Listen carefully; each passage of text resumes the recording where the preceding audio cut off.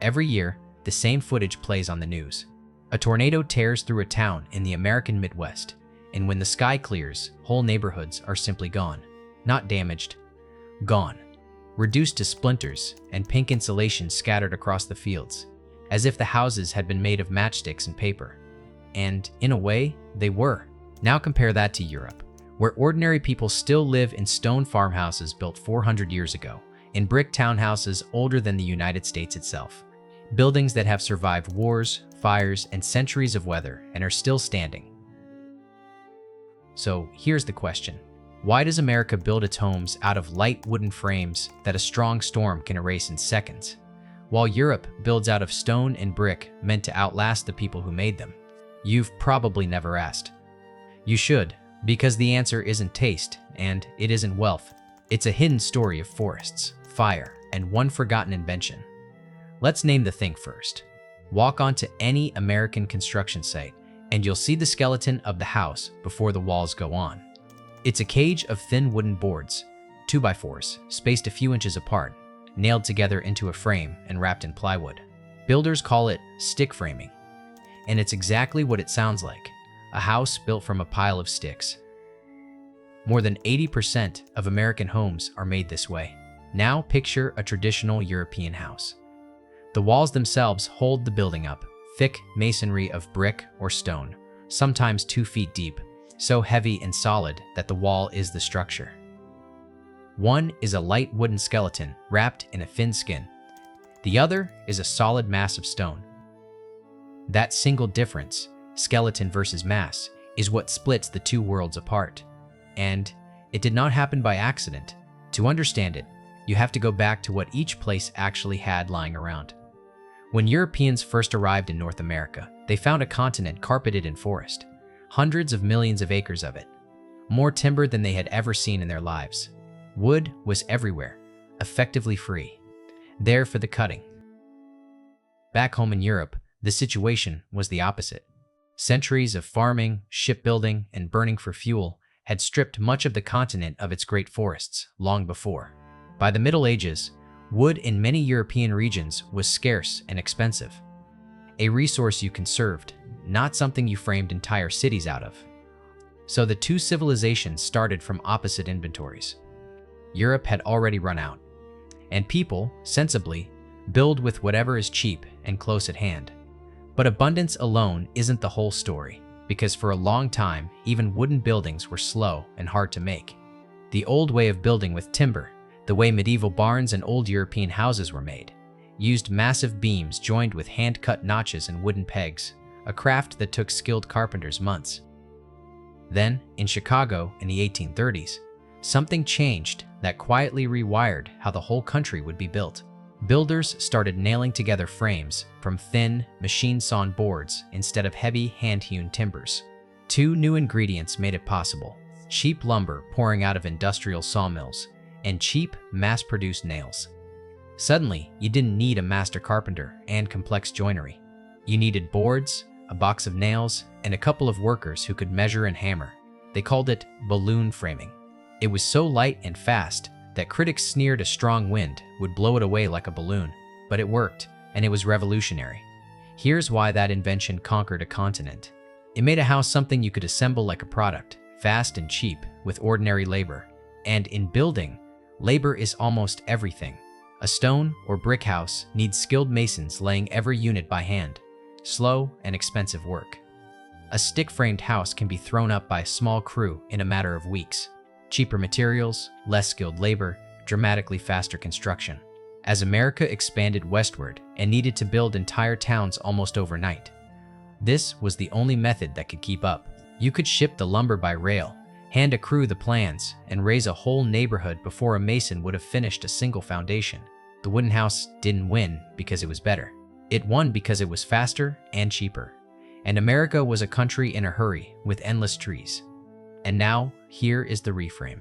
We tend to assume this is about national character, that Americans are somehow careless or cheap, and Europeans refined and permanent. That's backwards. Neither continent chose wood or stone out of taste. Each simply built with what its geography and history made cheapest. Europe built in stone because it had run out of forests and had endless quarries and a deep tradition of masons. America built in wood because it had endless forests, a shortage of skilled labor, and a desperate need to build fast across an enormous, empty continent. The material was never a statement of values. It was the output of what was lying on the ground and what the economy demanded. Two different answers to two different sets of inputs, hardened over a century into what only looks like national personality. There's another force that pushed Europe towards stone, and it was fear of fire. Medieval cities were dense mazes of timber, and they burned catastrophically and often. The turning point came in 66, when the Great Fire of London destroyed most of the old wooden city in a matter of days. In the aftermath, the authorities effectively outlawed the old way, ordering that buildings be rebuilt in brick and stone. City after crowded European city learned the same lesson and wrote masonry into law. When your buildings are packed wall to wall, one wooden house is a fuse for the entire block. So stone became fire insurance for the whole city. America, spread out with space between buildings and land to spare, never felt that same pressure with the same force, and so never made the same permanent switch. And here's a twist that flips the whole story on its head. We think of the wooden house as flimsy and the stone house as strong, but in one crucial situation, it's the exact reverse. In an earthquake, a rigid wall of unreinforced brick or stone is deadly. It can't flex, so it cracks and collapses. And heavy masonry falling on people is one of the great killers in quakes. A light wooden frame, by contrast, can bend and sway and absorb the shaking without coming apart. This is why in earthquake country, from California to Japan, wood is not the cheap compromise. It's often the smart, survivable choice. The flimsy matchstick house that a tornado destroys is the very same house that saves your life when the ground moves. Strength, it turns out, depends entirely on what's trying to kill you. And that difference in materials quietly sets a clock on the building. A European stone house is built on the assumption that it will still be standing in 200 years. So it's made once, well, and maintained forever.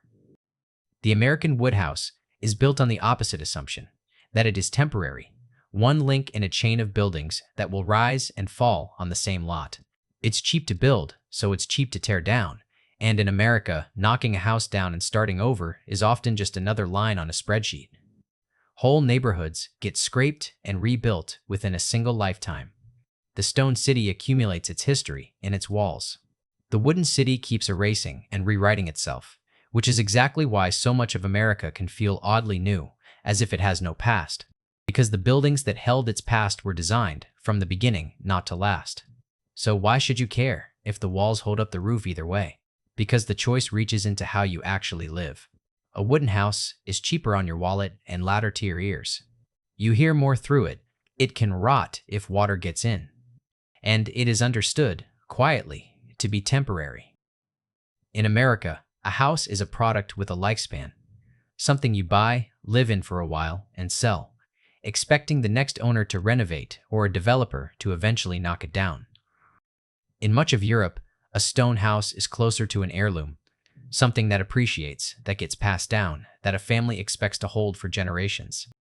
The material shapes the relationship. One says, home is an asset you'll trade. The other says, home is a place you'll keep. You didn't choose that meaning. The walls chose it for you. So if stone lasts longer, why doesn't America just switch? Because every force still points at wood. The forests are still there, and lumber is still comparatively cheap, backed by an enormous domestic timber industry. The entire construction system is built around the stick frame. The codes, the tools, the trained crews, the supply chains, all optimized to produce wooden houses fast. Switching to masonry would mean higher costs, slower builds, and skilled labor that America largely no longer trains. And there's a deeper reason, which is how Americans live.